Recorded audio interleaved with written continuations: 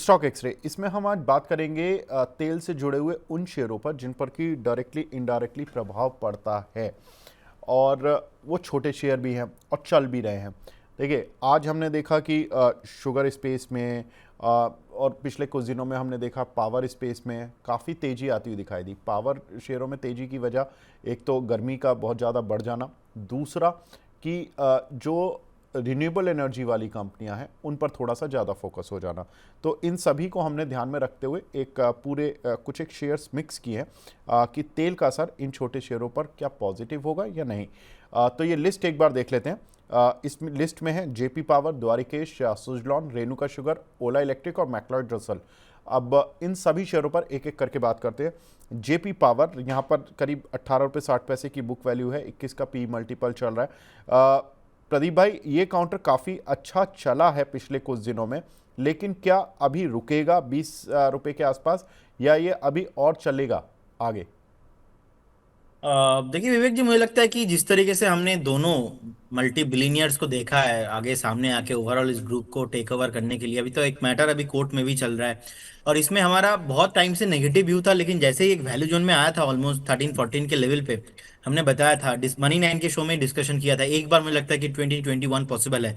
अब इसमें technically price actions देखने जाएंगे तो इससे पहले भी जब जब ये 23-24 के आसपास आता है, कहीं ना कहीं सेलिंग प्रेशर अपना 22 से स्टार्ट हो जाता है, 22 से 23-24 इस रेंज के आसपास कहीं ना कहीं एक सेलिंग प्रेशर देखने को मिलता है। तो मुझे लगता है कि अभी ये वैल्यू जोन के आसपास तो मुझे नहीं दिखाई दे रहा है। मुझे लगता है कि एक बार ये फिर से 16-15 भी रिविजिट हो सकता है, तब जाके मैं फिर से एक बार बाय करने में कंफर्टेबल रहूंगा, लेकिन बिफोर दैट अभी जैसे कि 19.58 के आसपास चल रहा है, तो कहीं ना कहीं मुझे लगता है कि शॉर्ट टर्म व्यू इसमें थोड़ा मेरा नेगेटिव ही है।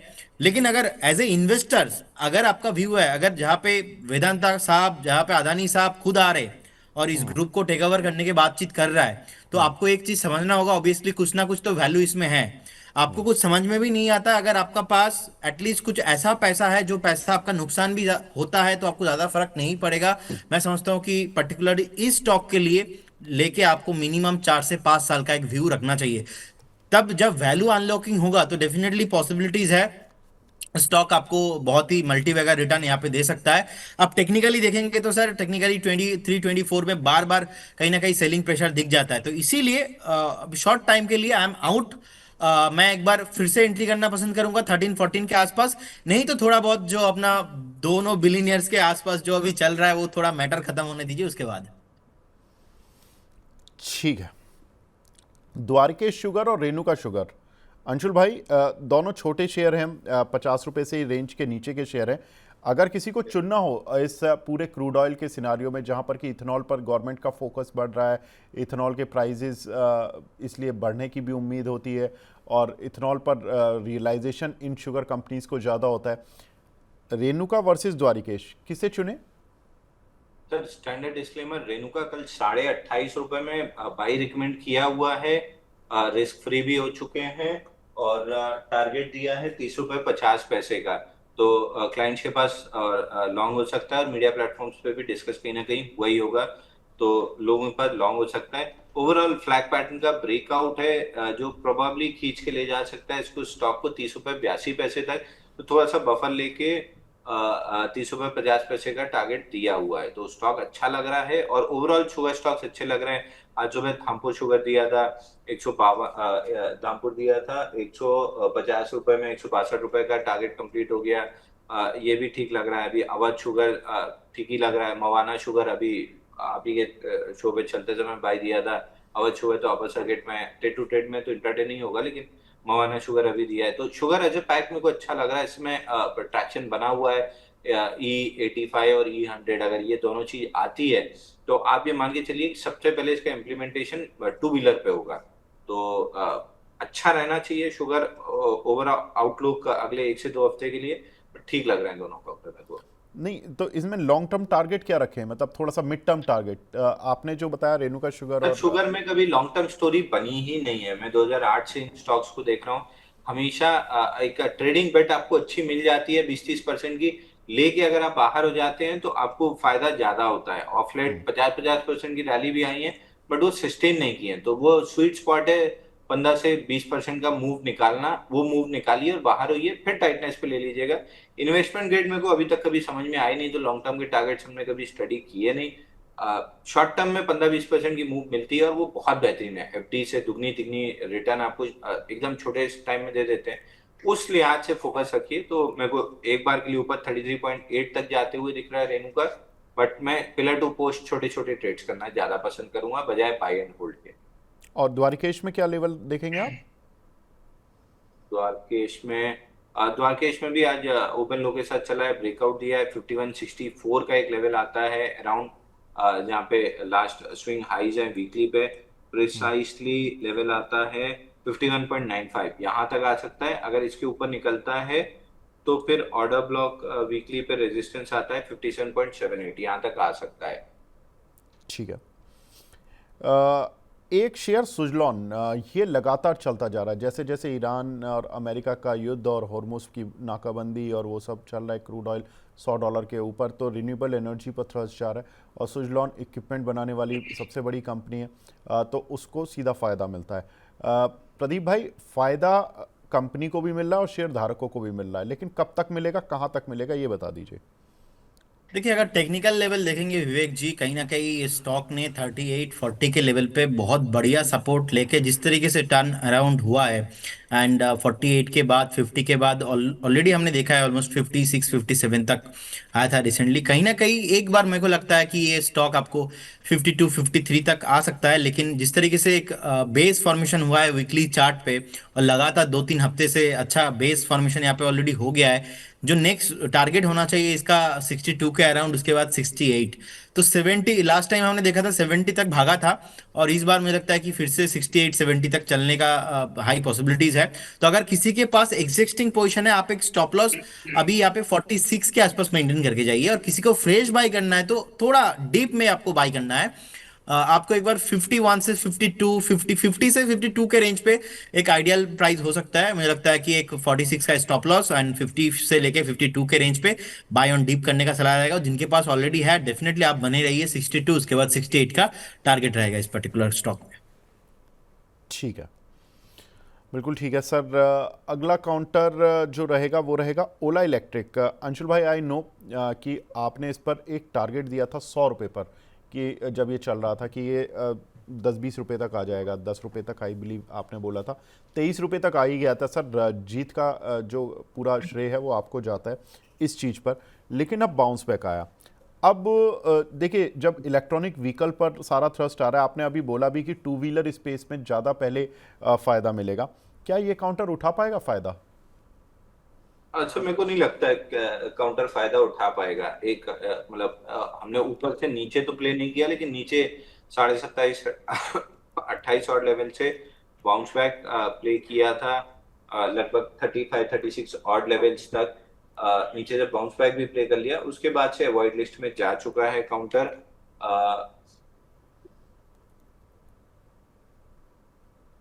भाई ओला कब किया था, एक बार बाउंस बैक देखना। 27-28 से 35 ऑड लेवल तक हमने बाउंस बैक भी प्ले कर लिया, उसके बाद से हमने स्टॉक को छोड़ दिया है। देखिए, एक शेरों की फौज का नेतृत्व अगर मतलब गीदड़ों की फौज का नेतृत्व अगर शेर करे ना, तो गीदड़ भी शेर की तरह लड़ते हैं। और शेरों की फौज का नेतृत्व अगर गीदड़ करे ना, तो शेर भी कुत्ते की मौत मरते हैं। तो अगर मैनेजमेंट जाके ट्विटर पे लड़ाई कर रहा है, तो मैं एक्सपेक्ट नहीं करता हूं कि मुसीबत में फंसी कंपनी निकल के बाहर आ पाएगी। और अगर मुझे मुसीबत में फंसी कंपनी ही लेनी है, तो हर बार मुसीबत से निकाल के लाया है विजय शेखर शर्मा पेटीएम को। तो अगर मुझे वही करना है, ये रिस्क ही लेना है अपनी कैपिटल पे, मैं उस आदमी को पैसा दूंगा जो उससे जुगा के डेस्क पे अपनी प्रॉब्लम सॉल्व करने में बिजी है, ना कि उसको जो ट्विटर पे मतलब सही वर्ड नहीं मिल रहा, लेकिन उनसे लड़ता रहता है। तो मैं ओला में तो मैं कभी नहीं पैसा लगाऊंगा। और जहां तक मार्केट शेयर की बात है, पहले दिन से मैं मेंटेन कर रहा हूं कि इनका मार्केट शेयर टीवीएस मोटर खाएगा। टीवीएस मोटर इनका मार्केट शेयर खा रहा है।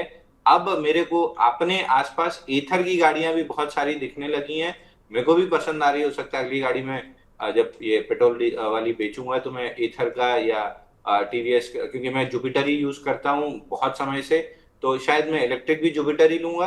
और नहीं लिया तो ईथर वाली लूंगा, दोनों में से जो ज्यादा सही ली। But I would go for EV, और ईवी में ईथर या मैं जुपिटर में ही जाऊंगा। तो ओला तो कहीं से आएगी नहीं लिस्ट में। एज ए कंज्यूमर भी मैं नहीं लूंगा, और शेयर तो अलग दिख ही रहा है जो पिटा पड़ा हुआ है, और प्रमोटर जो है ट्विटर पर भरने के लिए बैठा है, तो मैं नहीं ओला प्रेफर करूंगा। चल, तो ओला प्रेफर नहीं कर पा रहे हैं अंशुल जी। अच्छा, एक शेयर प्रदीप भाई आप ही के एरिया की है कंपनी मैक्लॉयड रसल, वैसे तो चाय में है, लेकिन जब तेल कीमतें और ये सारे एक्सपोर्ट रूट बंद हो जाते हैं और प्रॉब्लम्स ग्लोबल फ्रंट पे आती हैं, तो एग्री कमोडिटी पर भी थोड़ा सा प्रेशर आता है कि उसकी सप्लाई को लेकर, उसकी डिमांड को लेकर। चाय की कीमतों में इस चक्कर में, वैसे तो सर्दियों में उछाल आता है, लेकिन इस चक्कर में हो सकता है कि डिमांड साइड थोड़ी सी स्ट्रांग हो जाए, क्योंकि सप्लाई बहुत जगह से दुनिया के देशों को नहीं मिल पा रही है। आपको क्या लग रहा है सर? ये पूरे युद्ध में चले भी हैं थोड़े बहुत शेयर, अगर आप जयश्री टी का चार्ट उठा के देखोगे, मैक्लॉयड रसल का चार्ट उठा के देखोगे, सर ये चले हैं। अभी क्या लग रहा है सर इस काउंटर पर? जनरली विवेक जी, मैं ना एटलीस्ट फॉलो करता हूँ ऐसे स्टॉक जिसमें एटलीस्ट 4-5 हजार करोड़ के आसपास का मार्केट कैप हो। इसमें ऑलमोस्ट 550-560 करोड़ के आसपास का मार्केट कैप है, और प्रोमोटर होल्डिंग भी ऑलमोस्ट बहुत लो है। आई डोंट नो मैं सही देख रहा हूँ कि नहीं, ऑलमोस्ट 6.24%, 6.5% के आसपास प्रोमोटर होल्डिंग इसमें है। सो अगर ये सही है तो कहीं ना कहीं मैं ऐसे स्टॉक को, एक्चुअली मेरा ये थोड़ा आइडियोलॉजी लेके प्रॉब्लम हो जाता है। अगर कोई कंपनी का प्रोमोटर होल्डिंग उसके पास 5-6% ही अपना होल्डिंग रहता है, तो ऐसे कंपनी को मैं फॉलो नहीं करता। सो मुझे लगता है कि हाँ, रिसेंटली टेक्निकली अगर हम देखेंगे, एक अच्छा खासा उछाल तो देखने को मिला है, लेकिन कहीं ना कहीं हायर टाइम फ्रेम में प्रेशर डेफिनेटली बन सकता है। 63-67 के रेंज में ओवरऑल एक सेलिंग प्रेशर देखने को मिला था, उसके बाद हमने देखा 27-30 तक आ गया। अब क्योंकि इसमें मार्केट कैप ज्यादा नहीं है, तो ये चलने में भी बहुत चलता है, गिरने में भी बहुत गिर जाता है एक एक बार। तो इसीलिए मैं बोलूंगा कुछ भी उछाल मिलता है, अगर आप एक आइडियल पोर्टफोलियो बनाना चाहते हो तो आपके पोर्टफोलियो में ऐसे स्टॉक ना हो तो ही बहुत बढ़िया होगा। अभी एक स्टॉप लॉस आप मेंटेन करके चलिए एक डेली कैंडल के हिसाब से। मुझे लगता है कि 50 will be your stop loss, और वो हिट होने होने का पॉसिबिलिटीज बहुत ज्यादा लग रहा है। हाई पॉसिबिलिटीज है ये हिट हो जाएगा। अब इसमें वॉल्यूम भी ज्यादा मेरे को नहीं दिखाई दे रहा है। लगातार 43 से हमने देखा 60 तक एक डेली कैंडल पे अपर सर्किट ही लगा था। सो फिर से वो उतना तेजी के साथ फिर से नीचे आ रहा है। सो कहीं ना कहीं ये थोड़ा चीज थोड़ा नेगेटिव हो जाता है। जी, मुझे लगता है कि कहीं ना कहीं ये सारा चीज को आपको ध्यान में रखते हुए ट्रेड लेना चाहिए। तो एक बार मुझे लगता है कि फ्रेश कोई पोजीशन या तो एवरेज करने के चक्कर में मत पड़िए, तो ही अच्छा रहेगा। ठीक है सर, बिल्कुल ठीक है। चलिए, तो अब फिलहाल स्टॉक एक्सरे में अभी ये सारे शेयर्स पर बात हो गई है, और इनमें कौन सा अच्छा कौन सा बुरा, आपको दोनों एनालिस्ट के हमारे व्यू मिल गए हैं। फटाफट से अंशुल जी आपका डिस्क्लेमर। सर वो मिक्लॉयड रसल पे मैं एक्चुअली सवाल पूछना चाह रहा था। मिक्लॉयड रसल के वो खेत होते हैं ना? हाँ, चाय के बागान। अच्छा, अब वो खेत से मेरे को गाना याद आ गया, हुई जोरा जोरी चने के खेत में। ये नहीं नहीं, कहीं, वो चने का खेत और नहीं है उसके साथ अंशुल जी, वो तो चाय का है। हल्दा जी की खुशी, खेत, चना, जोरा जोरी, मतलब नहीं नहीं, वो कुछ और हो गया मैं मतलब। डिस्क्लेमर दे देता हूँ स्टार्टिंग में, ठीक है। जितने भी स्टॉक्स है इंडेक्स को लेके मैंने बात किया है, कोई भी स्टॉक है इंडेक्स में हमारा कुछ भी पोजीशन नहीं होता है। No conflict of interest and registration guaranteed by SEBI membership of BSE certification from NISM in no way guarantee performance of the intermediary और provide any assurance of return to the investors.